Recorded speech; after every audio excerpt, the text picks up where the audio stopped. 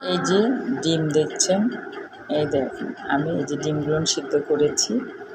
এত মানে একটা টেকনিক আছে, এই টেকনিকটা আপনাদেরকেও শিখাই দিচ্ছি। এটা হলো দেশি মুরগির ডিম। এটারও কিন্তু দেখেন উপরে লেয়ার আছে, সে একদম খুলে যায়নি, কোনো কিছুই হয়নি।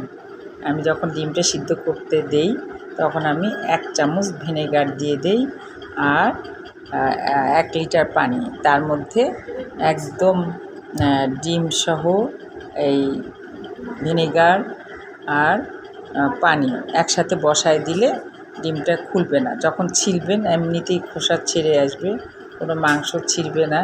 তারপরে আপনার একটা তেলতেলে যে ডিমের উপরে যে তেলতেলে একটা লেয়ার একটা আছে, সেই তেলতেলে লেয়ারটাও থাকবে না। ওই তেলের মতো ওটাও চলে আসে, স্কিনের সাথে আর থাকে না। অনেক সুন্দর ফ্রেশ হয়ে যায় ডিমটা। এভাবে আপনারা ডিম সিদ্ধ করবেন, দেখেন অনেক সুন্দর। তাহলে আপনার ডিমটা পরিপূর্ণভাবে আপনি ভালোভাবে সিদ্ধটা পাচ্ছেন আর কি, কোনো স্কিন ছিঁড়ে যাবে না। এই তো ছোট্ট একটা টিপস দিলাম বন্ধুরা, আপনারা এইভাবে ডিম সিদ্ধ করবেন। ভালো থাকেন। আসসালামু আলাইকুম।